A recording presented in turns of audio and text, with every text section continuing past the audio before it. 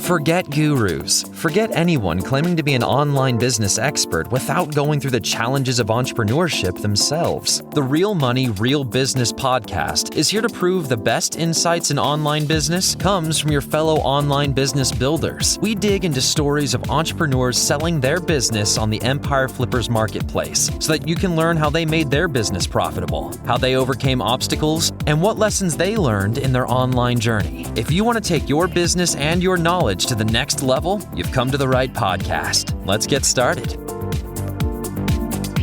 Hey everyone, welcome to another episode of the Real Money, Real Business podcast. We record these interviews so that potential buyers can learn more about the business and the seller to help them make an informed buying decision. If you would like to learn more about this business, including details like what type of business it is, how much revenue and profit it makes, and all of the assets included with the business, simply visit empireflippers.com/marketplace and search for this business's listing number, which you can find in the video thumbnail and in the description. Or if you're watching this on YouTube, you can click the link in the description to go straight to the listing. So without further ado, let's get into this interview. First up, let's learn a little bit about you. Can you tell us about your background in building and running online businesses? Started New Zealand in 2019. I have since grown the business into 1.8 million in sales across 30 products in the health and wellness sector. We have a bespoke and very curated line of niche down products, and we don't do any weight loss, no ED, very clean product range with a very high focus on innovations in the sector and personalized health. So we've done a lot of customizations in the business, particularly around product transparency with real-time certifications on batch testing. We also do a lot with personalized health and wellness reports, and we have custom dashboards and reporting systems for that for the customer too. Further to that, we also have a customized influencer dashboard where you can manage all of your influencer marketing campaigns. Still something we haven't launched yet, but the software is all ready for the owner of the business. Basically, it's a really good opportunity for anyone that has the time to go run digital marketing campaigns. If you have experience in running and scaling Facebook ads, this is a dream come true. It's really at a point, it's a reluctant sale, to be honest. If I didn't have any other projects that needed imminent attention, then I'd be continuing New Zealand into the next 5 years. We've just started to pick up more wholesale orders. All have actually been inbound inquiries, and all of that list will be included in the sale too. So it's progressing. The brand is picking up more familiarity in the retail space as well. So yeah, more brand visibility and customer retention is very high. So a great opportunity for anybody who is familiar with scaling digital marketing campaigns, I would say. Why are you selling the business now instead of keeping it and growing it further? I would be carrying on with New Zealand if it wasn't for the fact that I had another project running at the same time too. And it does need imminent cash for growth, and it does need more time from myself. So as that project progresses, a reluctant sale for New Zealand, considering, we did scale it from absolutely zero to achieving 1.8 million in sales. And it was the first e-commerce company that I ever built. So I don't really take great joy in selling it. There's a ton of opportunity left for the buyer. But as it would plan out, that the opportunity I see for myself in other projects is a stronger calling. Can you describe the amount and the type of work that you do on this business to maintain it? As it stands, the work in building New Zealand is done. All of the landing pages have been optimized. All of our marketing material has already been done. We have campaigns, we have templates. We've built this over many years. All of that work is done. Now, the ongoing work is outsourced. 2 members that we have there.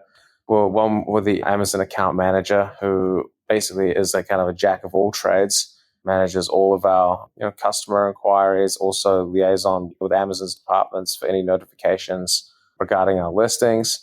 So that's all taken care of. On the other side as well, regarding our back end, we do have regular email campaigns that are crafted by one of our VAs.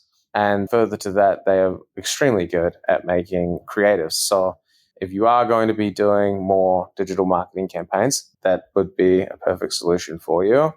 Day to day for me at this stage is really been focusing on procuring the wholesale relationships and getting that prepared, because that is a new revenue stream for us. And as it stands right now, we have one already locked in, and we have two more large wholesale deals in the pipeline, one for 150 stores, one for 125 stores, respectively. And the process is just going through getting the free sale for export from the FDA, which is just a matter of time before it is released. And then we can explore those deals too, or whoever purchases this will be able to explore those deals.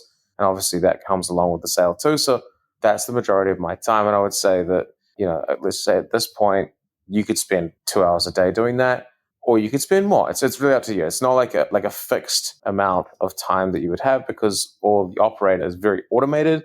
All of our backend systems are very automated. You don't have to do anything really. We've set it up in such a way that order to the fulfillment to the manufacturing, everything gets done. You don't have to do anything other than just continue to make sure that the invoices are paid, which again, we've set them up on auto card billing as well. So that's also automated. So yeah, very turnkey solution. So if you were to keep this business, what are some of the ways you would try to grow it?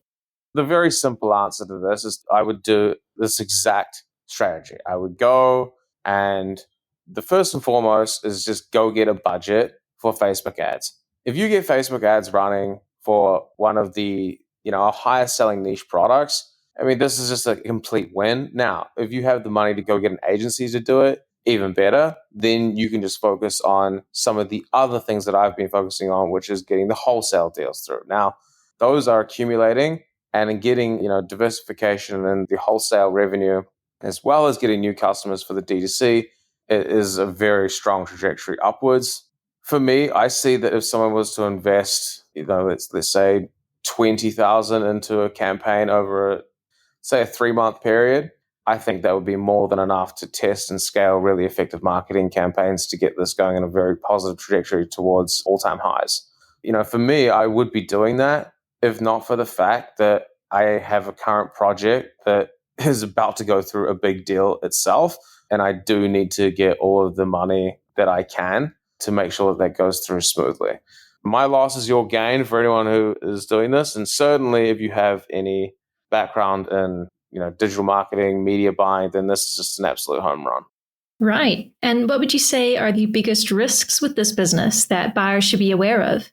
For anyone that's going to get into the supplements business, I think that it's essential that they do their research into what the marketing guidelines are for the products themselves. I think a lot of e-commerce owners will just be using, let's just say terms of service within the marketplaces that they sell on, and not really pay too much attention to the regulatory frameworks surrounding supplements, because there's largely a lack of regulation regarding supplements.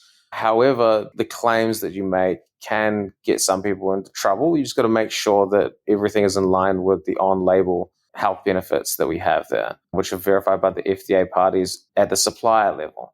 So as long as you stay within those guidelines, it should be absolutely fine. This is a very strong model, and we have a high CAC to LTV ratio. I think it's about 5-1. Customers who come, it can be rather expensive to acquire them, but they stay for a long time. These are regimented, ritualistic health products that people continue to purchase and use every single day. So yeah, a very strong model like that. Yeah, I think the biggest risks are probably going to be in that. And other than that, it's a very strong business model. It certainly doesn't seem like there would be any regulatory overhaul risks associated with a particular industry or niche at any point. No, I think the outlook's very good for supplements. How much support are you willing to offer the buyer who acquires this business?